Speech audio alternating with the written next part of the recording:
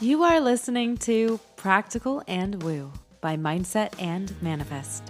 My name is Eden, and I invite you to embark on a journey with me to explore the practical and spiritual edges of the unknown for the purpose of allowing you to embody and empower yourself uniquely as you are and to intentionally create and live a life of freedom and fulfillment.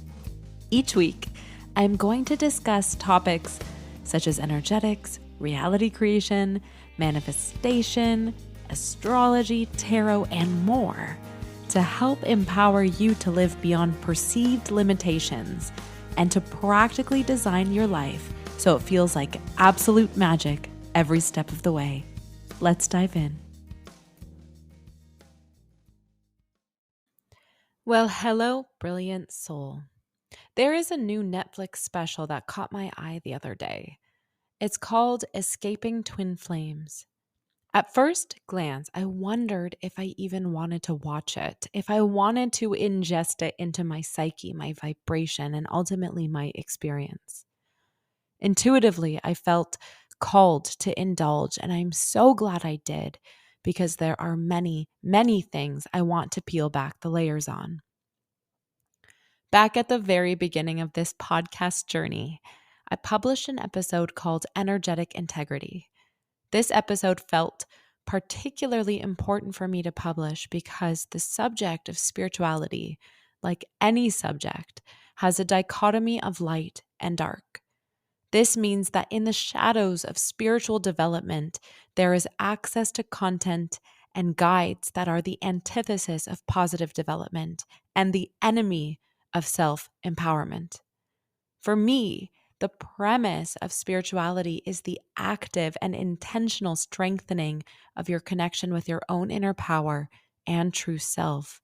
And yet, there are many branches of spirituality and even religion that encourage the siphoning of personal power in favor of serving the religious or spiritual doctrine, a tainted suggestion to give your power to something outside of yourself in blind faith, coupled with a discouragement of questioning the alignment and whether or not the subject matter or adopted beliefs are truly a match for the uniqueness of you.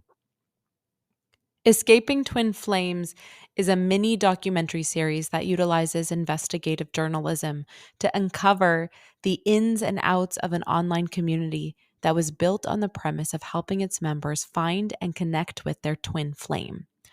A twin flame, in spiritual terms, essentially means your other half. Now, it's not the use of the concept of twin flame that I took issue with.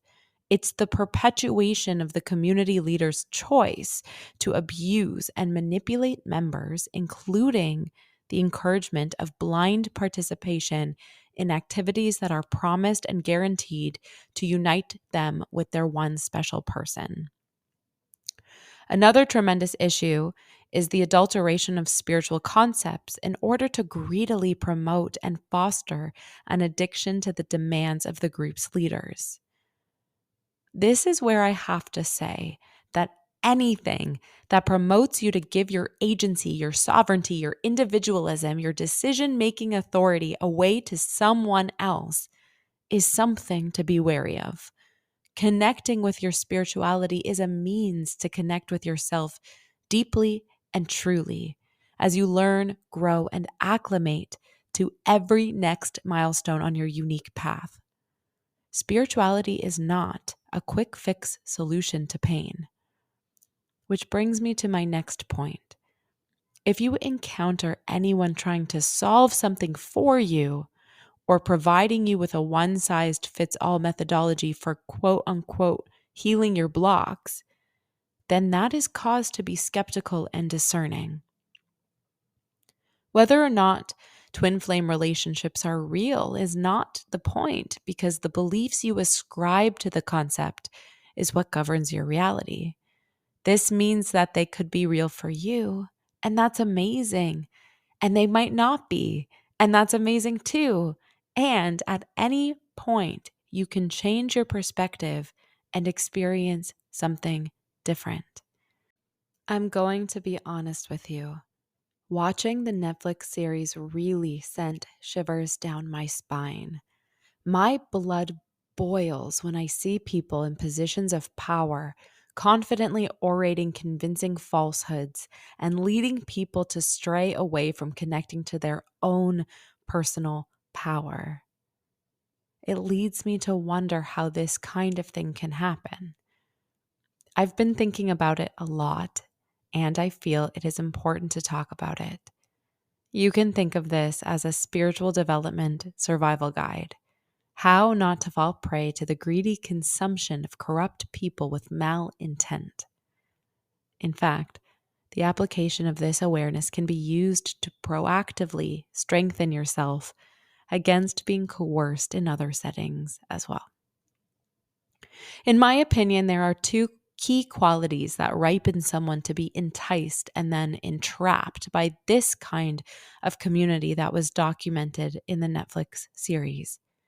The first quality is haste, and the second is self-abandonment or a deep-seated dislike of oneself.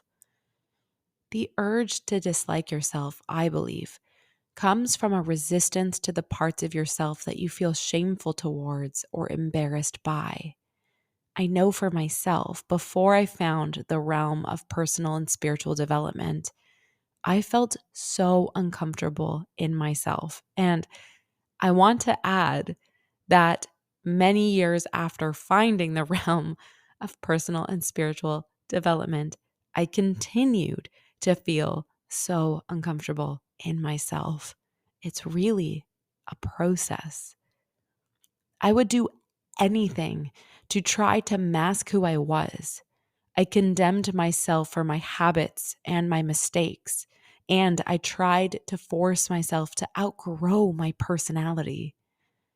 In many ways, my life became a performance, and the more I ran away from those parts of myself I was trying to avoid, the more pain I caused myself, and the more I fell into demonstrating those same habits with increased intensity.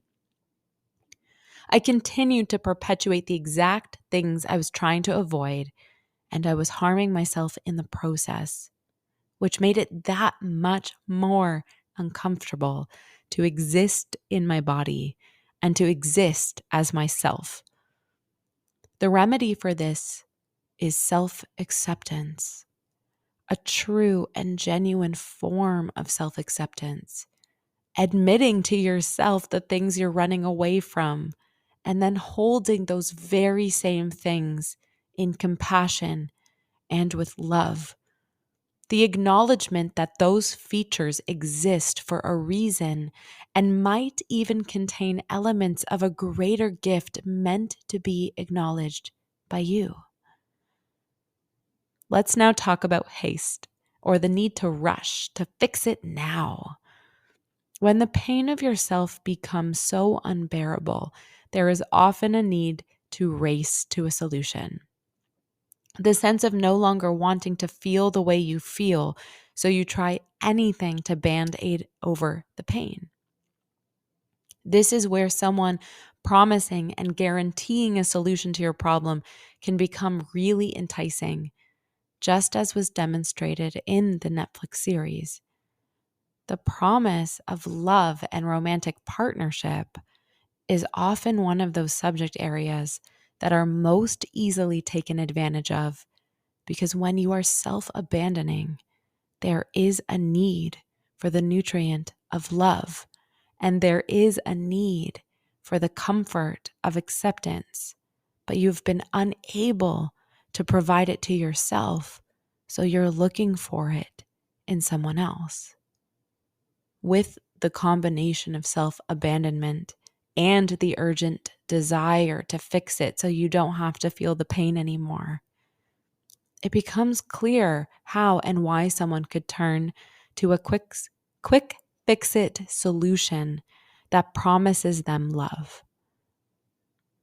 It is my wish that you and everyone can learn to recognize your own power as an architect of your life, the ability to affect positive change in your world through the agency of your own access to choice.